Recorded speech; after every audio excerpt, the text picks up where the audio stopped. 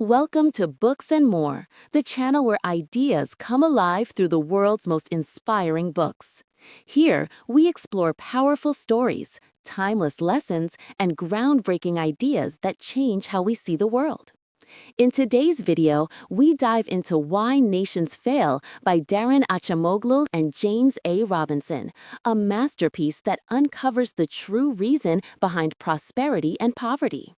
This book reveals how political and economic institutions shape the destiny of nations, and why freedom, fairness, and inclusion are the real engines of progress. Stay tuned and discover the power of knowledge. Chapter 1: So Close and Yet So Different. History is filled with striking contrasts. Nations that share geography, culture, even ancestry, yet end up living completely different destinies. Chapter 1 of Why Nations Fail begins with one of the most powerful examples, the city of Nogales, divided in half by a border. To the north, Nogales, Arizona, is part of the United States, prosperous, orderly, and democratic. To the south, Nogales, Sonora, in Mexico, is poorer, less secure, and marked by corruption. The people are the same, the climate identical, but their lives could not be more different. The question is, why? The authors argue that the answer lies not in geography, culture, or the intelligence of its people, but in institutions, the rules that govern how power is distributed and how wealth is created. In the U.S., citizens live under inclusive institutions. Property rights are protected, laws apply equally, and individuals are free to innovate, trade, and build businesses without fear of confiscation. These systems encourage creativity and allow anyone to prosper through effort and talent. Meanwhile, Mexico has long suffered under extractive institutions, a system in which political and economic power is concentrated in the hands of elites who exploit the majority for their own benefit. The chapter traces this divide back to the colonial era. When Europeans arrived in the Americas, they established different types of colonies. In places like the Caribbean or Latin America, where native populations were large and resources abundant, colonizers created systems of forced labor and monopolies, the foundation of extractive institutions. But in North America, where population was sparse and resources had to be developed by settlers themselves, more equal and participatory systems gradually emerged. Over centuries, these initial differences deepened, creating the enormous gap we see today between the North and the South. The authors emphasize that this pattern repeats throughout history. Where power is shared and opportunity is open, societies flourish. Where power is hoarded, nations decline. Geography or culture may shape the environment, but they do not determine destiny.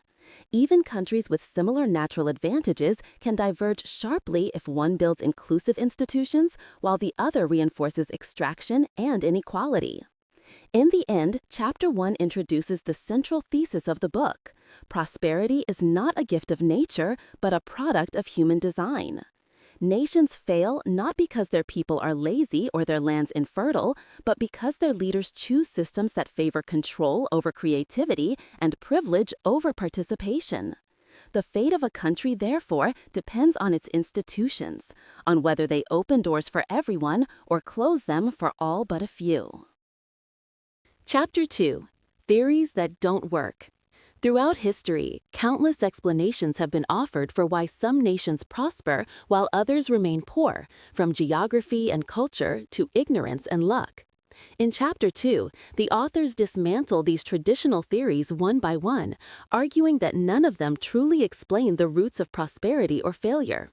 The real difference, they assert, lies in how societies organize political and economic power, in their institutions, not their location, beliefs, or intelligence.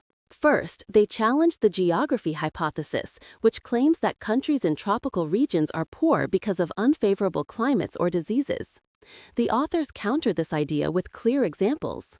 Singapore, once a swampy island with few resources, became one of the world's richest nations thanks to strong institutions and open markets. Meanwhile, parts of Africa and South America with fertile land and abundant resources remain impoverished under corrupt regimes. Geography can influence agriculture or health, but it cannot explain why two neighboring nations, like North and South Korea, share the same landscape yet live entirely different economic realities.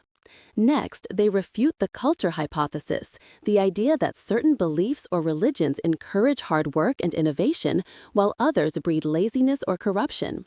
If culture determined destiny, China or the Middle East, centers of ancient learning and technology, would not have fallen behind Europe. Moreover, cultures evolve when institutions change. For instance, South Koreans and North Koreans share the same culture, yet one thrives under democracy while the other suffers under dictatorship. Thus, culture is more an outcome of institutions than their cause. The authors also dismantle the ignorance hypothesis, which argues that nations fail because their leaders do not understand how to run an economy. In reality, most leaders of poor countries are not ignorant, they are self-interested. They design systems that keep themselves in power, even if it means destroying long-term prosperity. Zimbabwe under Robert Mugabe and North Korea under the Kim dynasty are not poor because their rulers don't know better, but because they deliberately choose to maintain control at the expense of progress. The chapter highlights a crucial insight. Poverty persists not by accident but by design. When political and economic institutions are extractive, concentrating power and wealth in the hands of a few, they suffocate innovation, investment, and productivity. People lose motivation to work or create because they know their success can be seized. Over time, these nations fall into a self-reinforcing trap of inequality and stagnation. By contrast, countries with inclusive institutions where power is checked and opportunity is open continuously renew themselves.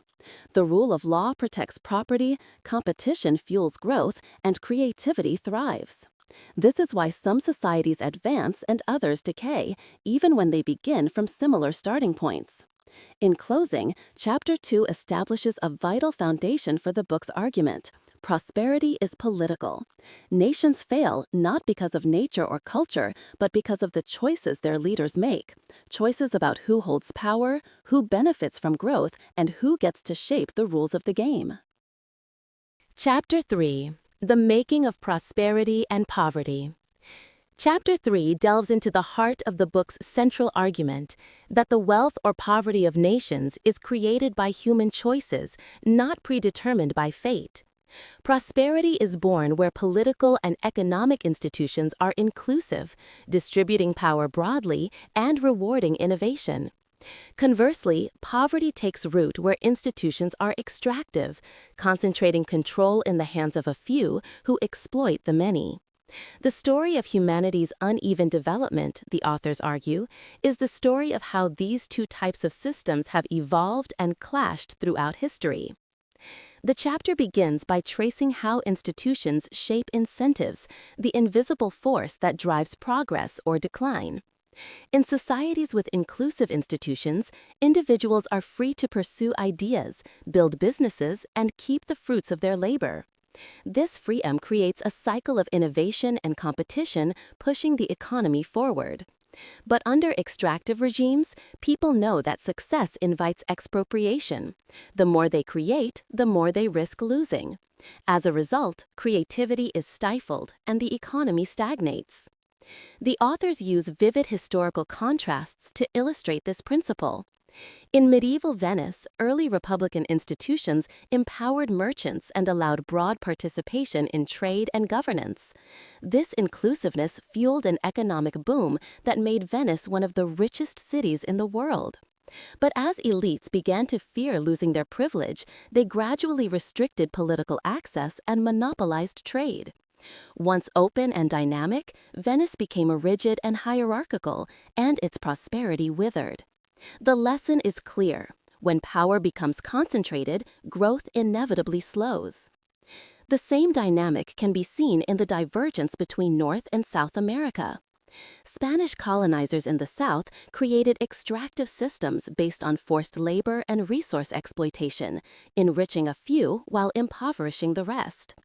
In contrast, English settlers in the North, unable to rely on abundant native labor, were forced to work and govern more equitably. Over time, this gave rise to participatory institutions that protected rights and encouraged enterprise, laying the groundwork for the United States. The authors emphasize that inclusive political institutions are the foundation of inclusive economies. Political pluralism, the ability of different groups to share power and influence decisions, is what ensures fair laws, secure property rights, and open markets. Without political inclusion, any economic reform remains fragile because elites can easily reverse it once threatened. This is why some nations experience short-term booms under extractive systems but never sustain long-term growth. A key insight of the chapter is that institutions are path-dependent. Once a society sets down a political or economic structure, it tends to follow that trajectory for generations. Yet history also shows that change is possible, often triggered by what the authors call critical junctures, moments when crises or revolutions disrupt the status quo and open the door to new arrangements. Whether a nation moves toward inclusion or deeper extraction depends on how it responds to these moments.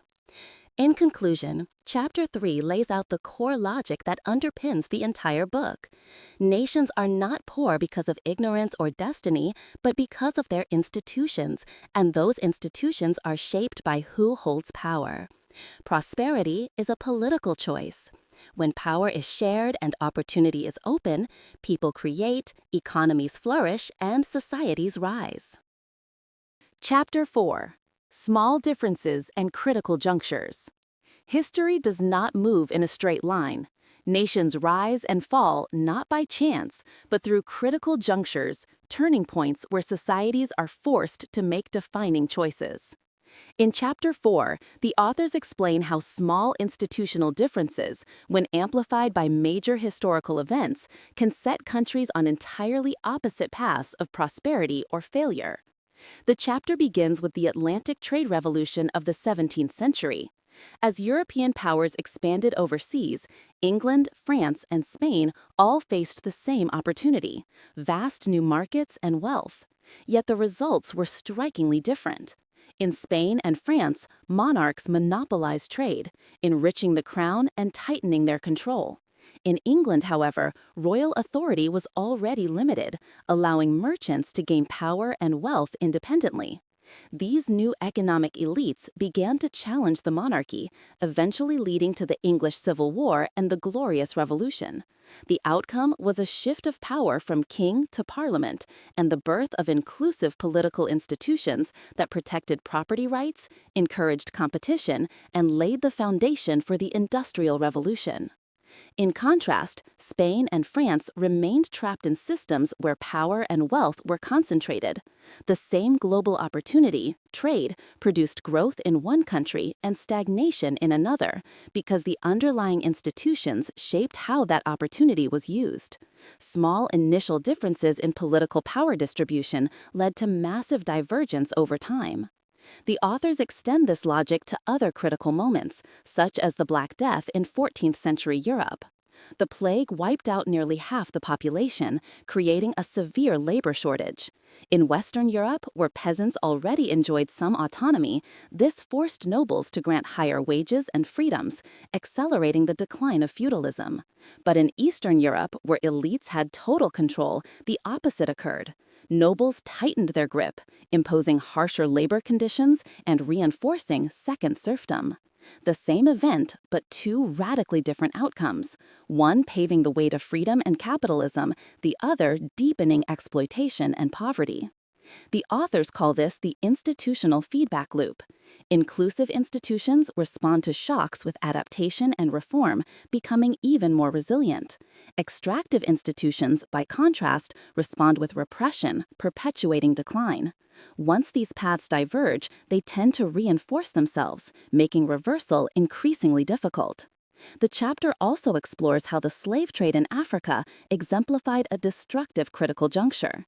European traders seeking profit empowered local elites who captured and sold their own people. This not only devastated populations, but also entrenched political systems based on coercion and violence. The trade created wealth for a few while undermining the development of inclusive states, leaving a legacy of weak governance and inequality that persists today. Ultimately, Chapter 4 reveals that history's turning points are not what determine a nation's fate. It is how societies respond to them. When crises strike, inclusive institutions adapt and innovate, extractive ones tighten control and implode. Over centuries, these small choices compound, creating the enormous disparities we see between nations that once stood side by side. In the author's words, prosperity is not the product of fortune, but of how societies choose to use their moments of crisis. A minor difference in freedom, representation, or fairness at one moment in history can, through time, become the defining line between prosperity and poverty. Chapter 5. I've Seen the Future, and It Works. In this chapter, the authors examine a fascinating paradox. Can nations with extractive institutions achieve rapid growth? History shows that they can, but only temporarily and always at a devastating long-term cost. Chapter 5 explores how authoritarian regimes can create bursts of development through coercion and control, yet inevitably collapse because such systems destroy the very foundations of innovation and sustainability. The chapter opens with the example of the Soviet Union under Joseph Stalin.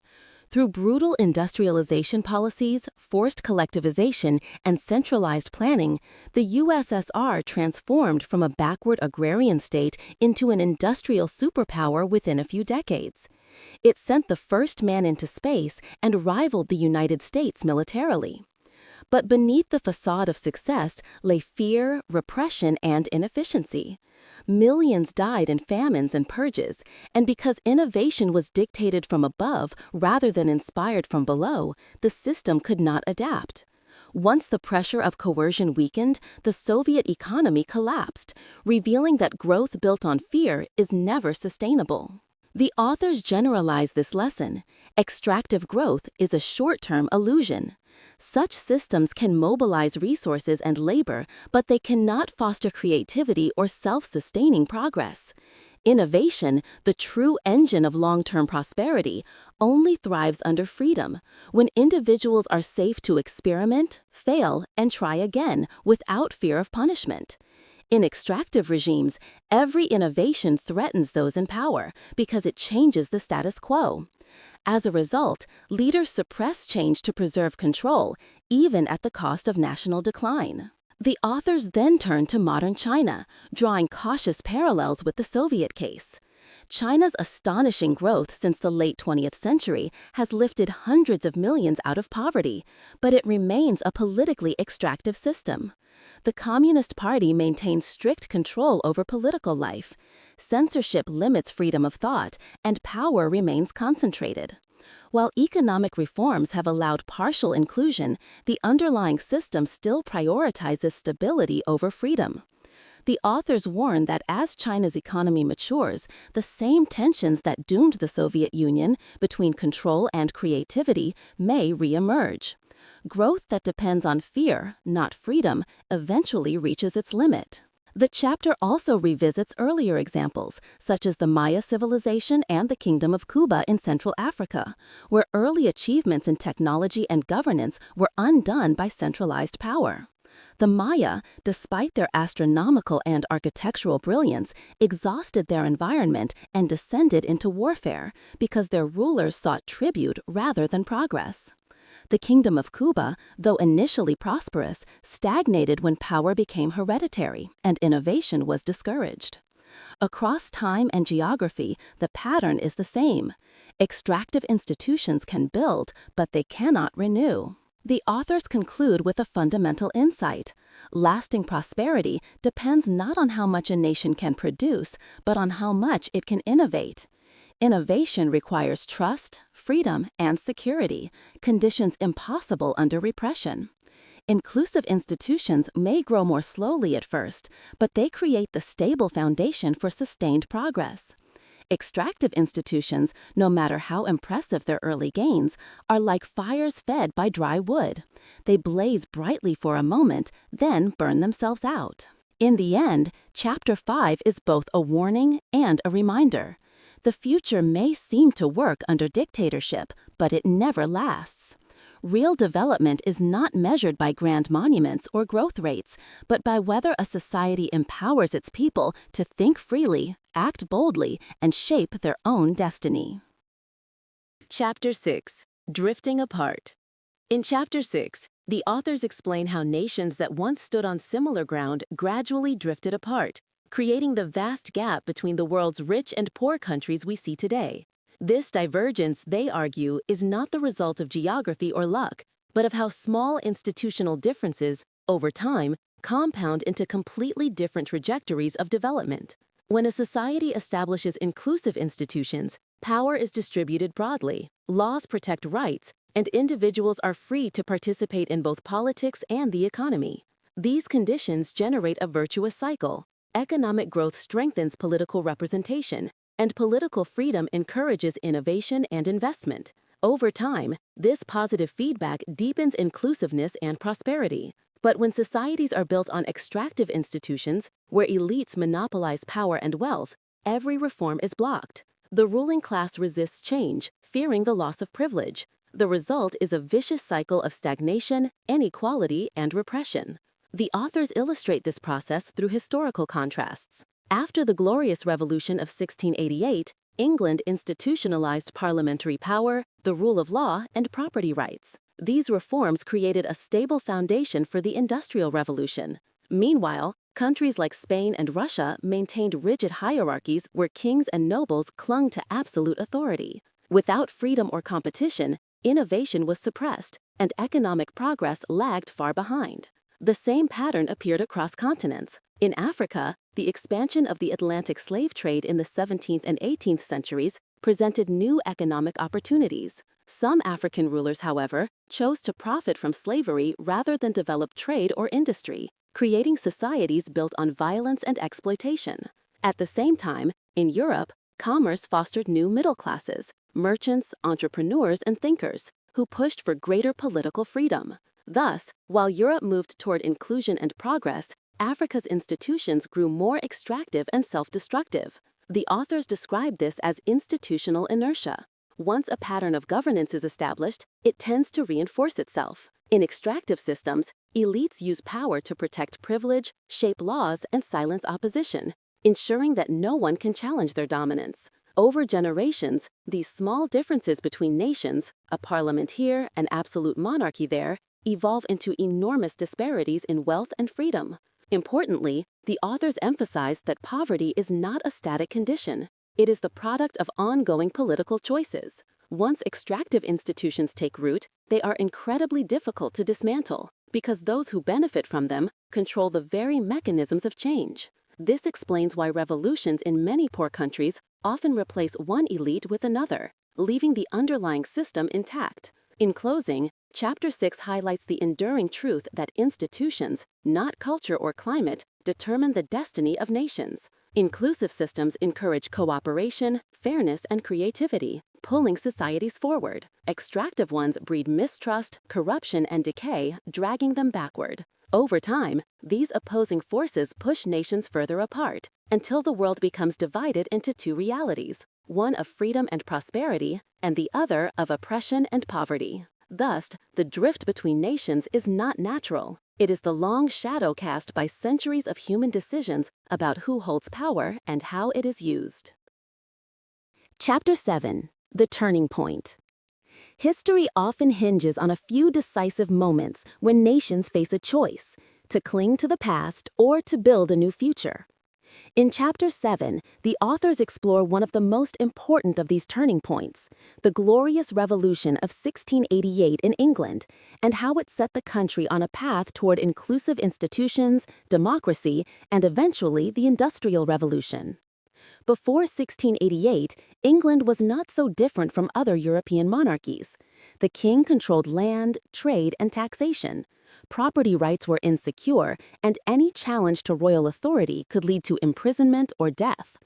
However, a growing merchant and landowning class, enriched by Atlantic trade, began to demand greater political voice and protection for their economic interests.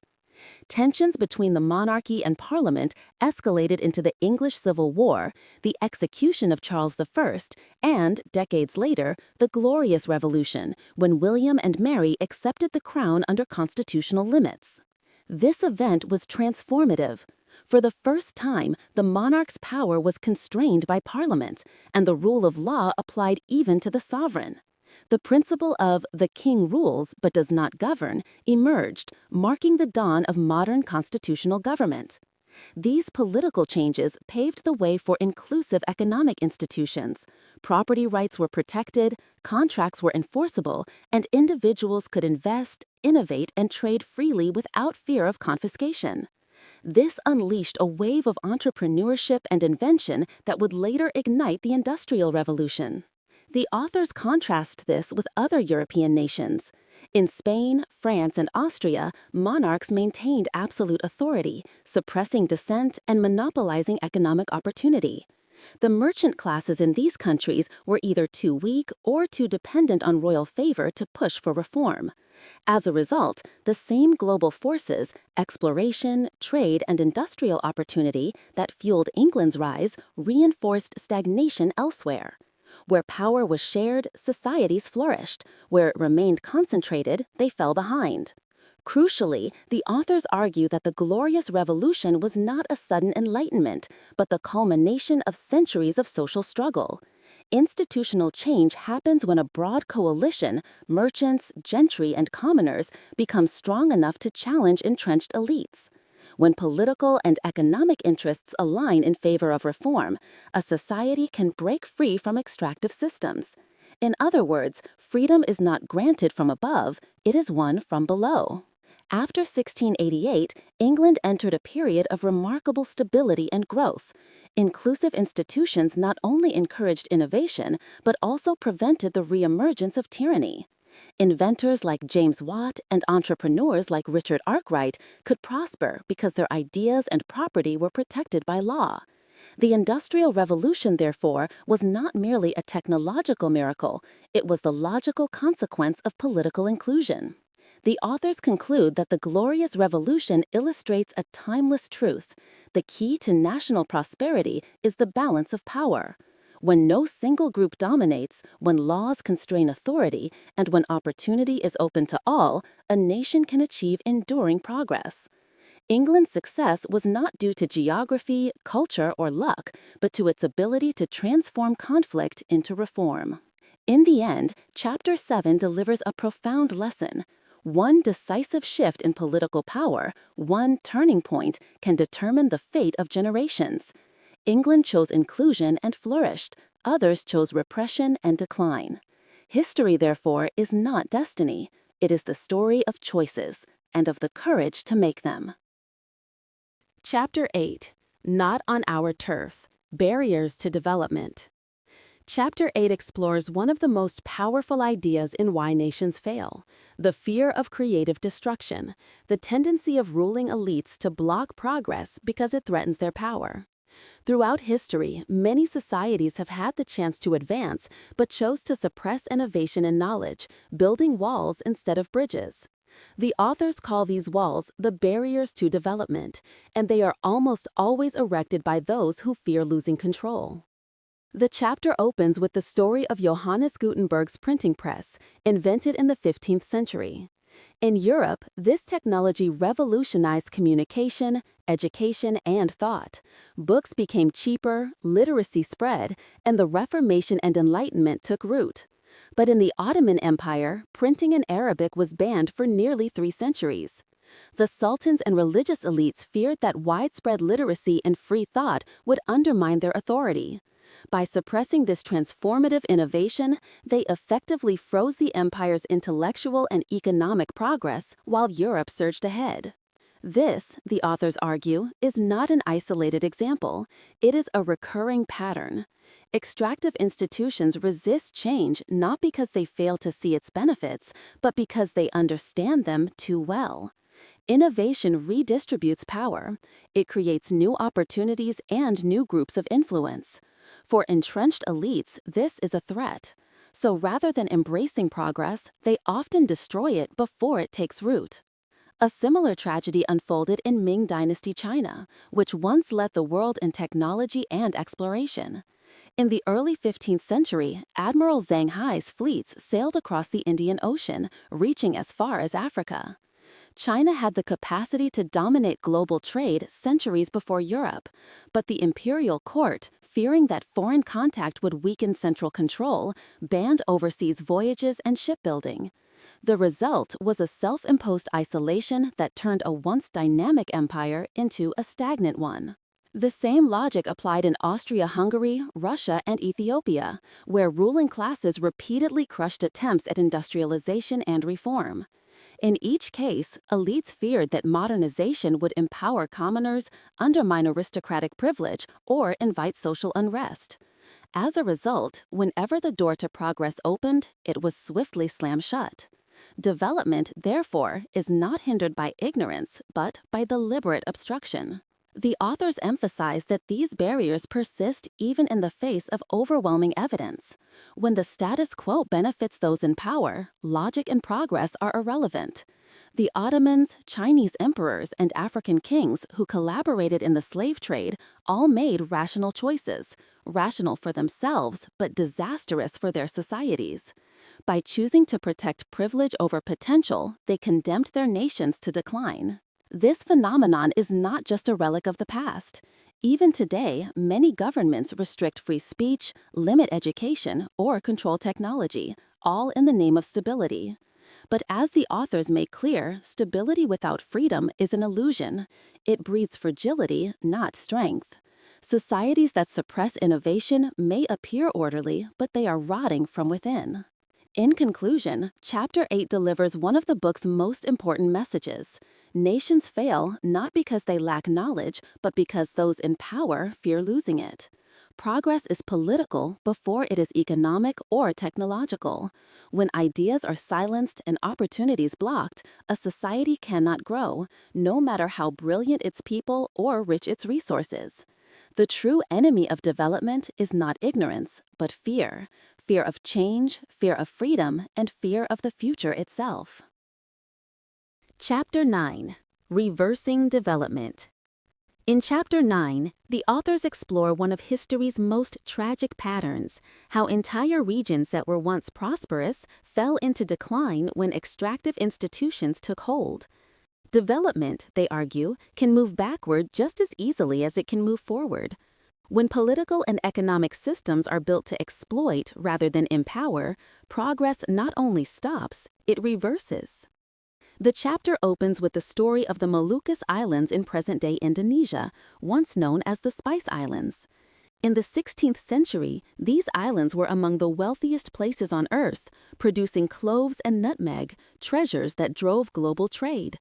But when European colonial powers arrived, especially the Dutch East India Company, VOC, everything changed. The Dutch were not interested in free trade, they wanted monopoly. They imposed forced labor, restricted which crops could be grown, and used violence to eliminate competition.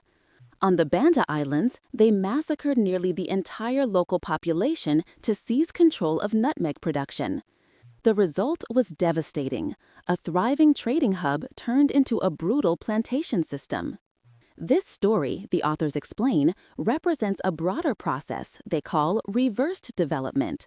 Colonization in many parts of the world did not bring progress, as is often claimed, but destroyed existing prosperity. In Africa, the slave trade wiped out institutions that had supported trade, agriculture, and craftsmanship. Local rulers and warlords, empowered by European demand for slaves, began to raid their neighbors instead of cooperating with them. The economy became based on human capture and export, not production or innovation. This institutionalized violence and corruption, leaving behind political chaos that lasted centuries. Similarly, in South America, extractive systems of forced labor, the encomienda and mita, turned vibrant indigenous societies into colonies of exploitation.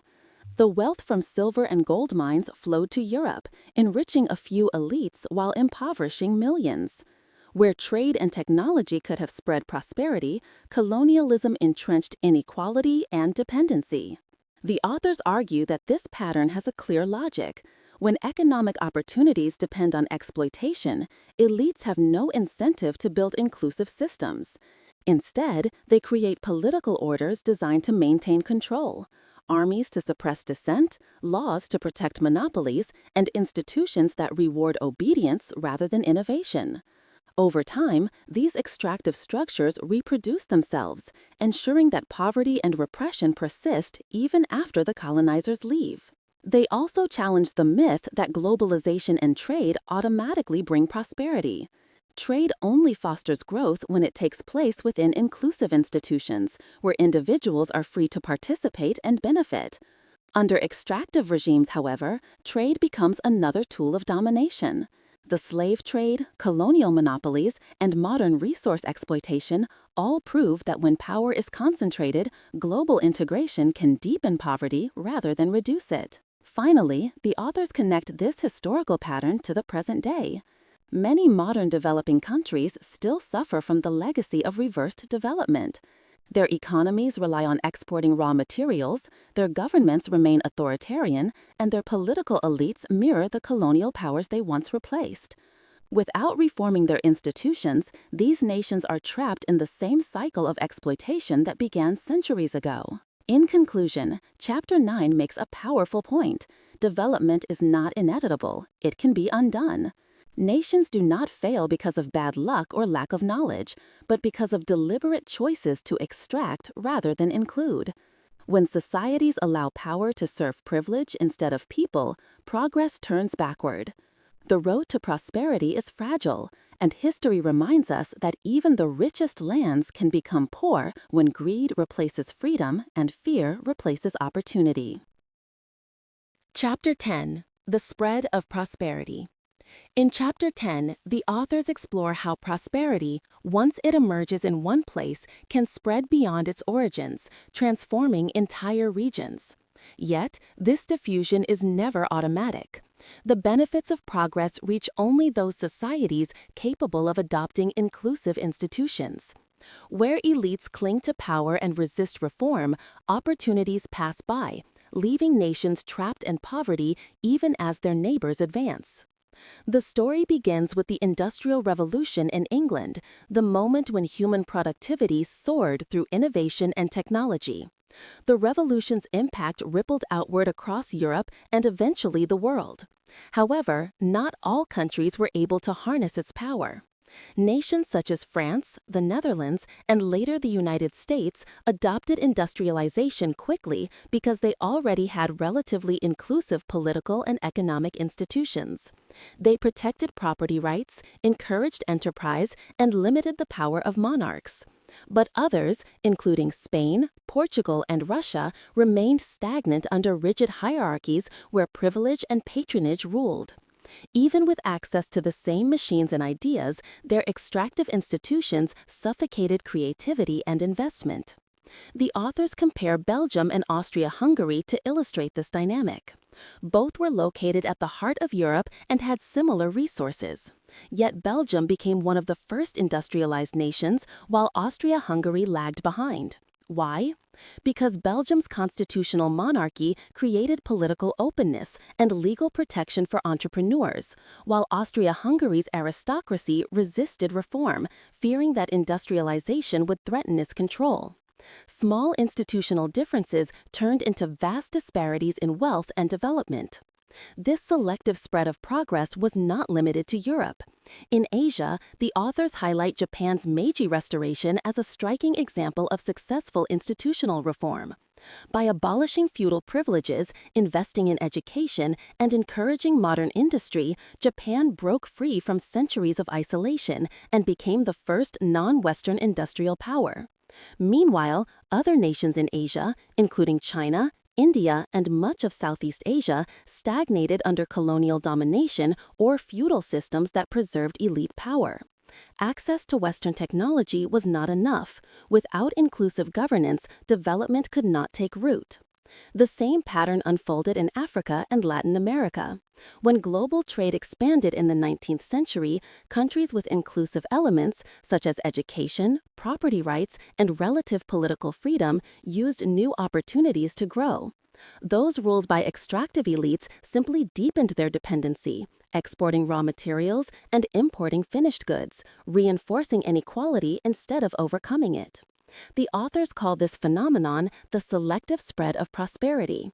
Ideas, technologies, and markets can cross borders easily, but institutions cannot.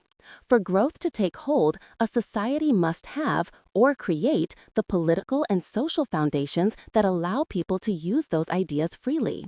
Without that, external change becomes meaningless or even harmful. Importantly, the chapter also notes that inclusion itself can spread through imitation and inspiration. The success of early industrializers like Britain and the United States encouraged reformers elsewhere to demand similar rights and freedoms.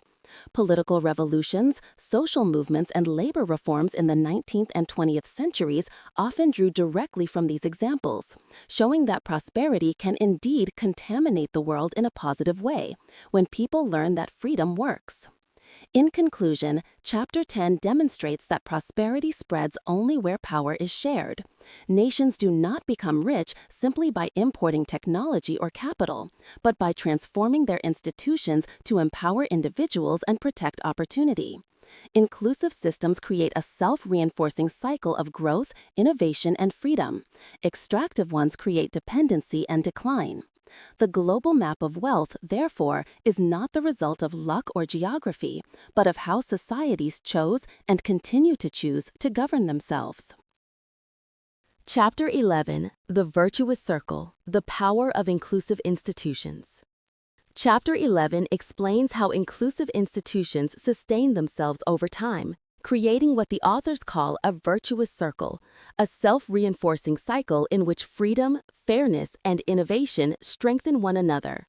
Once political power is broadly distributed and the rule of law is established, societies gain the ability not only to grow, but also to adapt and renew themselves without violence or revolution.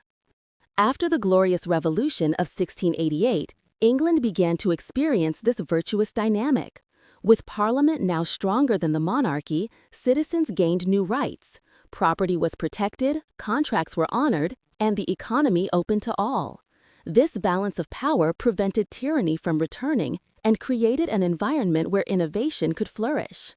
As the economy grew, the middle class expanded and demanded even greater political inclusion, leading to reforms such as voting rights and labor protections. Each step toward equality reinforced stability and prosperity. The authors argue that this positive feedback loop works because inclusive institutions distribute power and create accountability.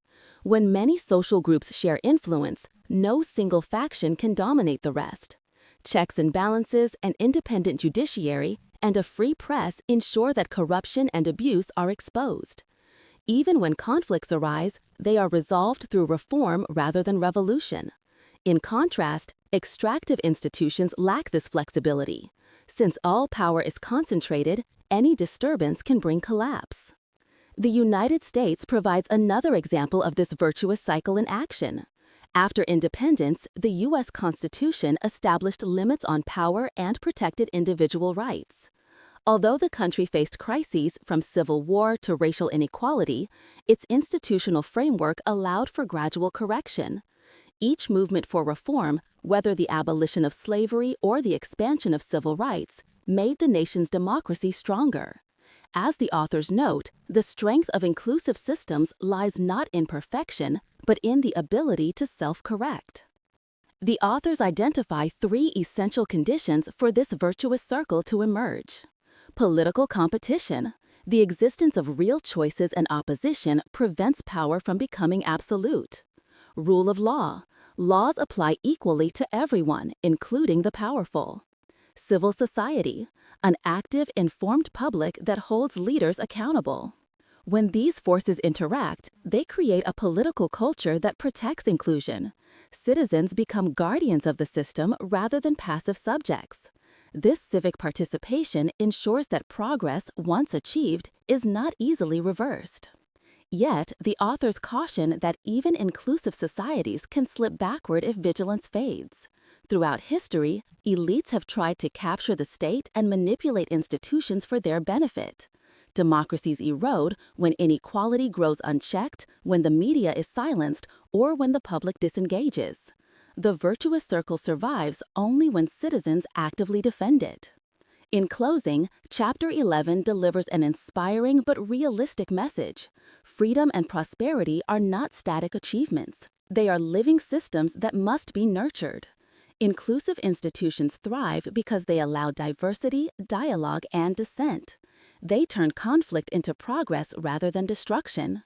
In such societies, power serves people, not the other way around, ensuring that each generation inherits a world slightly freer, fairer, and more prosperous than the one before. Chapter 12. The Vicious Circle. The Grip of Extractive Institutions. Chapter 12 explores the dark mirror of progress, the vicious circle, in which extractive institutions sustain and reproduce themselves.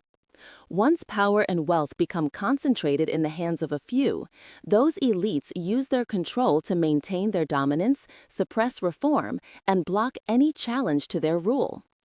Over time, this self-perpetuating cycle traps nations in poverty, corruption, and instability. The authors begin with post-colonial Africa, where many newly independent nations started with hope but quickly descended into tyranny and decay. After the end of European rule, power passed to local elites who inherited the same exploitative systems. Instead of dismantling colonial hierarchies, they used them for their own gain. In countries like Congo, Zimbabwe, and Sierra Leone, governments turned into tools of plunder, monopolizing resources, silencing dissent, and enriching a small circle of insiders while the majority remained poor. Freedom from colonialism, in many cases, merely replaced foreign rulers with domestic ones, leaving the same extractive structures intact. The authors explain that this cycle persists because power and wealth feed each other. Political control grants access to resources, and resources strengthen political control. In such systems, loyalty matters more than talent, and obedience is rewarded over innovation. This suffocates creativity, education, and entrepreneurship, the very engines of long-term growth. Instead of producing wealth, the economy becomes a means of distributing favors. Over time, inequality deepens, trust collapses, and society stagnates. The authors then show that this dynamic is not unique to Africa. The Ottoman Empire, once a powerful and advanced civilization, decayed from within because its rulers prioritized control over progress. Innovation was viewed as subversive, and power was hoarded by corrupt officials. To rust Russia, the Austro-Hungarian Empire, and Imperial China followed similar paths. Their leaders resisted change, fearing that reform would weaken their grip. When challenges eventually came, their institutions were too brittle to adapt, and collapse was inevitable. Even revolutions, the authors note, often fail to break the vicious circle. The Russian Revolution of 1917, for example, overthrew the Tsar but replaced him with a new elite, the Communist Party, that continued the same extractive logic under a different name. Instead of empowering the people, the Soviet system centralized authority even further, suppressing dissent and innovation. In essence, the faces changed, but the structure of exploitation remained the same. The key mechanism behind this vicious circle is fear. Fear of losing power, fear of change, and fear of freedom. When citizens no longer trust the law or believe reform is possible, they stop resisting. Elites, in turn, use repression and propaganda to keep them passive. The result is a fragile stability built on silence and coercion. The longer it lasts, the harder it becomes to escape, because every institution, from schools to courts to the military, is designed to protect the status quo. The authors conclude that the vicious circle is the greatest obstacle to development. Breaking it requires more than economic reform or foreign aid. It demands a fundamental redistribution of power. Without accountability and participation, no amount of investment can produce real progress. Nations must rebuild their political foundations so that power serves the people, not the other way around. Chapter 12 closes with a sobering truth. Poverty is not destiny, but injustice can make it seem eternal. A country trapped in the vicious circle is like a bird in a golden cage. It may appear stable for a while, but it will never fly. Only when societies have the courage to challenge entrenched power and rebuild institutions on freedom and fairness can they escape the endless cycle of failure. Chapter 13: Why Nations Fail Today. In Chapter 13, the authors bring their historical analysis into the modern era, showing that the same forces that doomed past empires still determine the fate of nations today. The world may have advanced technologically, but the root causes of success and failure remain unchanged. Nations fail not because of geography, culture, or ignorance, but because their political and economic institutions are extractive, concentrating power in the hands of a few who exploit the many. The chapter opens with the story of Zimbabwe under Robert Mugabe, a tragic example of how power, when unchecked, destroys prosperity. After independence, Mugabe promised equality and progress. But instead of building inclusive institutions, he consolidated control, expropriated land, silenced opposition, and used violence to maintain authority. Within a few decades, a once promising country, known as Africa's breadbasket, descended into chaos. Inflation skyrocketed, infrastructure collapsed, and millions were plunged into poverty. This, the authors argue, is what happens when rulers prioritize power over people. Similar dynamics appear elsewhere. In Sierra Leone, the struggle over diamond wealth fueled a brutal civil war, as political elites and rebel groups alike fought to capture resources rather than create prosperity. In Colombia, the intertwining of politics, crime, and corruption turned the state into a battleground for competing power networks. Across continents, the story is the same.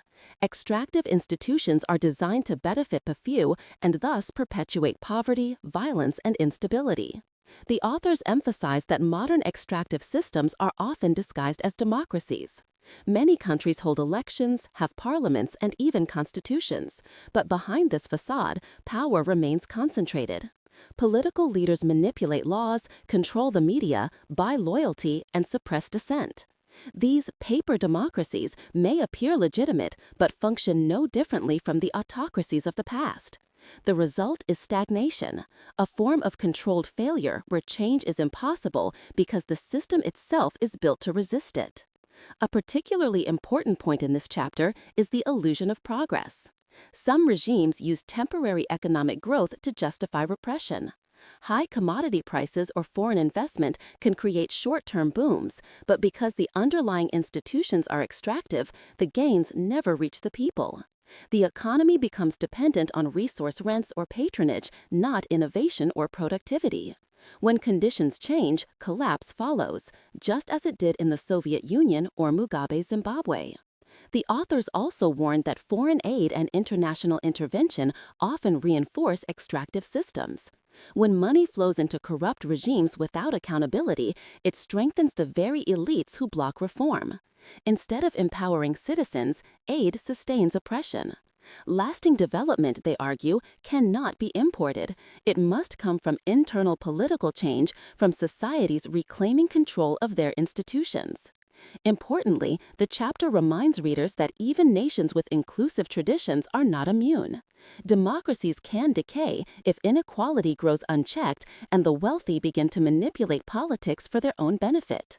When a small elite captures policymaking, corruption increases and social trust erodes, leading societies toward the same path of extraction that once destroyed empires. In conclusion, Chapter 13 asserts that the causes of national failure today are the continuation of ancient patterns of power and privilege. Modern technology, globalization, or education cannot save a society governed by fear, corruption, and exclusion. Prosperity and freedom arise only when citizens can hold leaders accountable and when institutions protect opportunity for all. The message is clear. Nations fail today for the same reason they always have, because they allow power to serve the few instead of the many. The future, therefore, belongs to those who have the courage to build institutions rooted in inclusion, justice, and trust. Chapter 14: The Difference Between Success and Failure. In Chapter 14, the authors summarize one of the book's most powerful ideas: the stark contrast between nations that share geography, culture, or history, yet end up on opposite sides of prosperity. This chapter demonstrates that the true dividing line between success and failure is not nature, race, or religion, but institutions, whether they are inclusive or extractive. The authors begin with the most striking example: North and South Korea. One people, one culture, and one history, yet separated by an arbitrary border after World War II. Today, South Korea is democratic and prosperous, home to global technology and industry. North Korea remains isolated, impoverished, and ruled by tyranny. Geography and culture cannot explain such a contrast. The difference lies entirely in their institutions. South Korea built an inclusive system where people can own property, start businesses, and participate in government.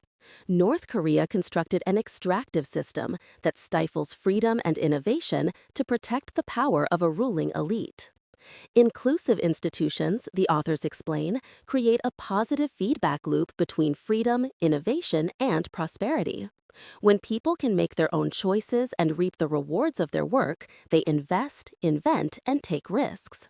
This unleashes human creativity, driving economic and social progress. In contrast, extractive institutions rely on fear and control. They limit competition, monopolize wealth, and destroy incentives to innovate. Over time, these two systems diverge further, one evolving toward growth and equality, the other sinking into stagnation and oppression. The chapter traces this divergence through history. After the Industrial Revolution, countries like Britain, the United States, and the nations of Northern Europe prospered because they already had inclusive institutions that protected rights and encouraged entrepreneurship. Meanwhile, countries such as Spain, Portugal, and Russia, where monarchs and nobles retained absolute control, fell behind. Even access to the same technology could not save them, because machines cannot replace freedom. Economic progress depends not on what people have, but on what they are allowed to do. The authors use Botswana as a rare modern example of success in Africa. Unlike many post-colonial nations, Botswana established a government based on transparency, law, and shared prosperity. It managed its diamond wealth responsibly, avoided the corruption that plagued its neighbors, and built a foundation for stable growth. In contrast, countries like Zimbabwe and Congo, though rich in natural resources, remain trapped in the resource curse, where elites use wealth to maintain power instead of developing society. These cases show that prosperity is not about what a nation owns, but how it governs. The authors also stress that development is cumulative. Success does not happen overnight. It builds through generations as inclusive institutions reinforce one another. Conversely, decline under extractive systems is often slow but inevitable. Corruption grows, trust erodes, and talent escapes.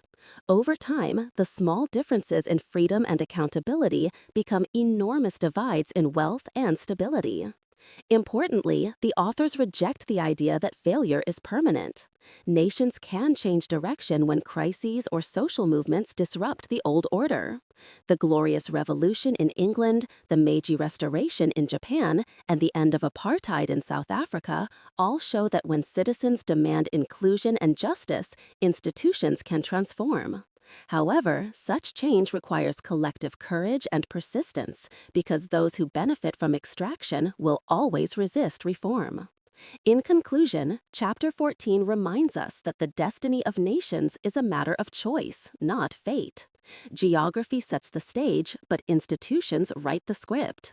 Where power is shared, laws are fair, and opportunity is open, societies thrive.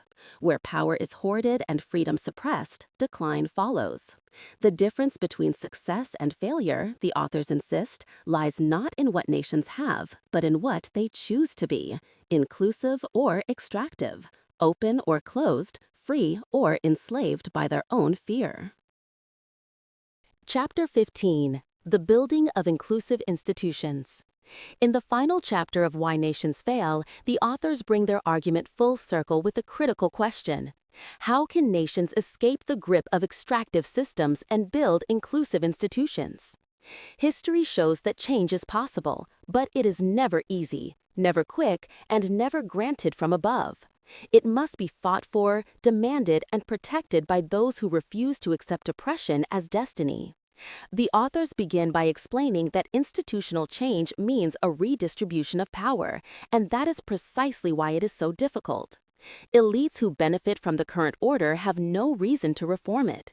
They control the military, the economy, and the media, allowing them to crush any challenge to their dominance. Yet, throughout history, there have been moments, what the authors call critical junctures, when crisis, war, or social upheaval weakens the old regime, opening a window for transformation.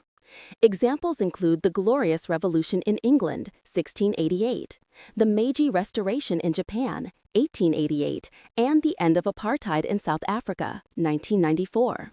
In each case, new coalitions formed, merchants, reformist elites, or popular movements to challenge entrenched power. These groups built systems that limited authority, broadened participation, and established the rule of law.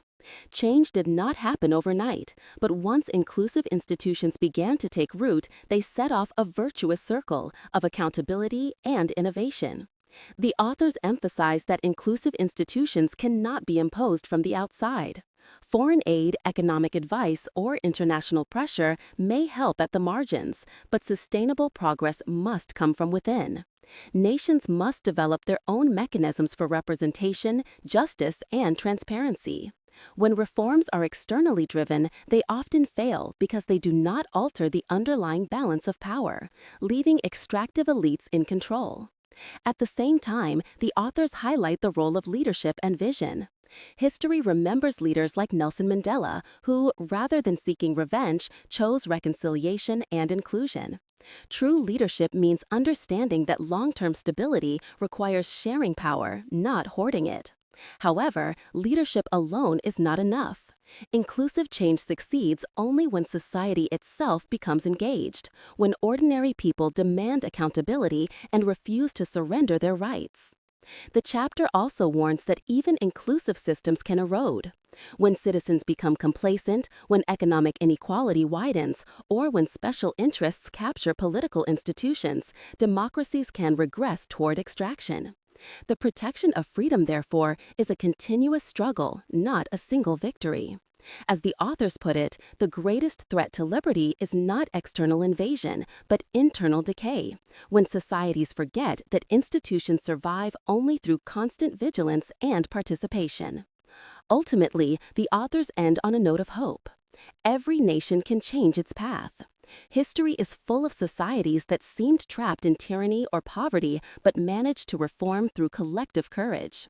Small victories, a free press, fair elections, independent courts, or education for all can build momentum that transforms entire systems.